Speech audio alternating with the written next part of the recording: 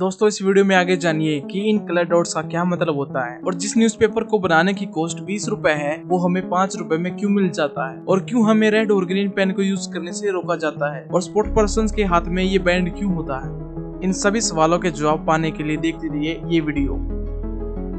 Fact number 1 दोस्तों, आप जब भी व्हाट्सएप में किसी को फोटोज डॉक्यूमेंट्स की फॉर्म में सेंड करते हो तो आपने नोटिस किया होगा कि हमें कुछ रैंडम नंबर्स देखने को मिलते हैं, लेकिन क्या आपने कभी सोचा है कि नंबर्स का क्या मतलब होता है। अगर आपने इन नंबर्स के पीछे छुपे पर्पस को जान लिया तो आप उस इमेज को देखकर ये बता सकते हैं कि वह फोटो कब खींची गई थी। जो इन डॉक्यूमेंट्स में पहले 8 डिजिट होते हैं उनसे हमें फोटो कब खींची गई थी उसका ईयर, मंथ और डेट का पता चलता है। लाइक यहाँ 2022-9-17 है, ये बताता है कि ये इमेज 17 सितंबर 2022 को कैप्चर की गई थी। और जो लास्ट की 6 डिजिट होती है वो बताती है कि इमेज किस टाइम पर कैप्चर हुई थी। लाइक यहाँ 14:40:10 लिखा हुआ है तो उसका मतलब है कि ये इमेज 14 आवर्स यानी कि दोपहर के 2:40 और 10 सेकंड पर कैप्चर की गई। फैक्ट नंबर 2, अक्सर आपने क्रिकेटर्स या अदर स्पोर्ट्स पर्सन के हाथ में ये बैंड लगाए तो जरूर देखा होगा, लेकिन क्या आप जानते हैं कि इसका यूज क्यों किया जाता है और ओडीआई और T20 में व्हाइट और ग्रे बैंड्स का यूज बैंड क्यों किया जाता है। तो एक्चुअली ये रिस्ट बैंड्स होते हैं और अक्सर इन्हें पसीने को हाथ की हथेली तक पहुंचने से रोकने के लिए यूज किया जाता है। सोचो अगर बॉलर के हाथ में ही पसीना आ जाएगा तो बॉलर बॉलिंग कैसे करेगा। बॉलर्स का तो समझ में आ गया,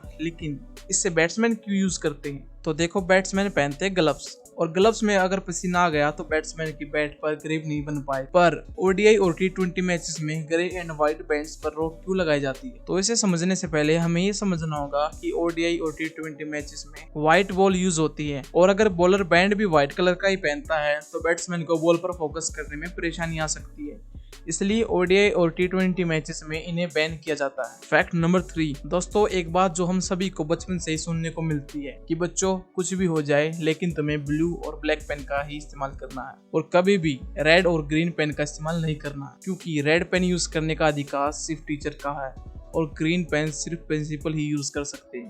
पर ऐसा क्यों है, इन्हें ये अधिकार किसने दिया।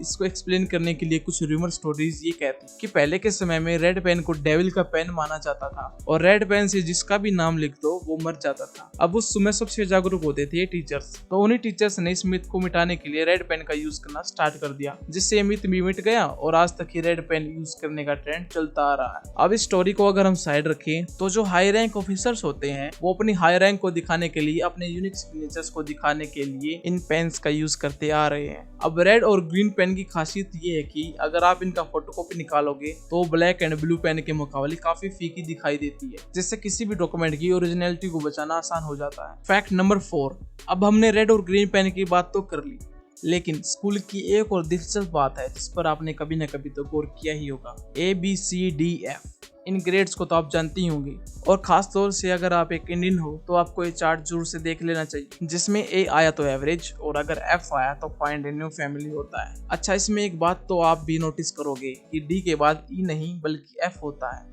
अब आप सोच रहे होंगे यहाँ पर E का नंबर क्यों काट दिया गया, तो आपको बता दें कि इसके पीछे हम ह्यूमंस का एक साइकोलॉजिकल रीजन है। जैसे A को बेस्ट और F को बैड माना जाता है, ठीक वैसे ही 1880s में F की जगह E यूज होता था, लेकिन फिर स्कूल्स ने गौर किया कि बहुत से पेरेंट्स के साथ साथ बहुत से बच्चे भी इस E को एक्सीलेंट समझ रहे थे, जिसके कारण से 1930s में E ग्रेडिंग सिस्टम को बंद कर दिया गया। फैक्ट नंबर 5, अक्सर आपने इन रंग बिरंगे डॉट्स को या तो न्यूज़पेपर में या फिर कुछ फूड पैकेजिंग में जरूर देखा होगा।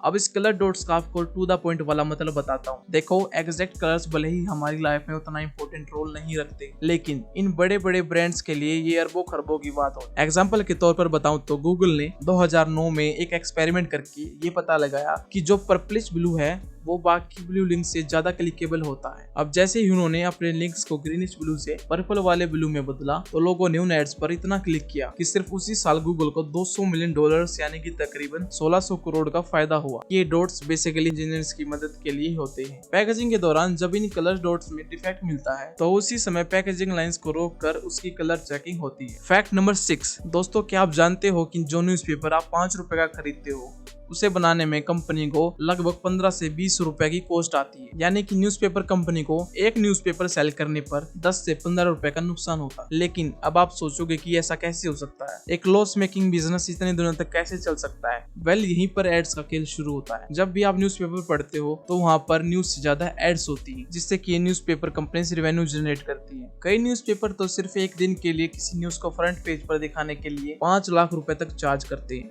और जो 10-15 रुपए का नुकसान होता है ये इन्हीं एड से कवर हो जाता है, और साथ में ये कंपनीज एक्स्ट्रा पैसे भी कमाती है। फैक्ट नंबर 7, हमारी स्कूल यूनिफॉर्म अक्सर व्हाइट कलर की होती है, और खेलने के बाद जब ये यूनिफॉर्म गंदी होती है तो पहले मम्मी हमें धोती है और बाद में इन यूनिफॉर्म्स में ब्लू नील डालकर इन्हें धोती है। लेकिन ये ब्लू ही क्यों होता है, व्हाइट क्यों नहीं? आफ्टर ऑल हमें यूनिफॉर्म को व्हाइट ही तो बनाना है। ये समझने के लिए हमें थोड़ी बेसिक साइंस समझनी होगी। जब भी हमारी यूनिफॉर्म गंदी होती है तो वो व्हाइट से येलोइश होने लगती है। अब इसकी येलो कलर को दूर करने के लिए ब्लू कलर का यूज होता है। ऐसा इसलिए होता है क्योंकि विबग्योर के स्पेक्ट्रम में येलो कलर का ऑपोजिट ब्लू ही होता है। अब अगर येलो कलर को हटाना है तो ब्लू कलर को ऐड करना पड़ेगा। फैक्ट नंबर 8, दोस्तों अगर आपने बचपन में डोरेमोन देखा है तो आप इन सभी कैरेक्टर्स को तो जानते ही होंगे, लेकिन क्या आप जानते हैं कि 1979 में जब डोरेमोन का शो आता था तब उसमें एक मेन कैरेक्टर और होता था। जी हाँ, ये कैरेक्टर 1979 में बहुत दिखाया गया था। ये कैरेक्टर डोरेमोन के बाकी कैरेक्टर्स के साथ साथ रहता था और वे जहाँ भी जाते थे उनके साथ साथ जाता था। इस कैरेक्टर की पर्सनैलिटी कुछ ऐसी थी कि ये ज्यादा बात नहीं करता था, और इसी कारण लोग इस कैरेक्टर को कुछ खास पसंद नहीं करते थे। इसीलिए इस कैरेक्टर को इस शो से हटाना पड़ा। मेरे साथ अन्याय हुआ है, मेरे साथ अन्याय हुआ है, और मैं अब किसी के साथ अन्याय नहीं होने दूंगा। तो दोस्तों, उम्मीद करता हूँ आपको यह वीडियो बहुत पसंद आई होगी। ऐसी ही और भी वीडियोस को देखने के लिए हमारे चैनल को जरूर सब्सक्राइब करें और इस वीडियो को लाइक करें। Thank you.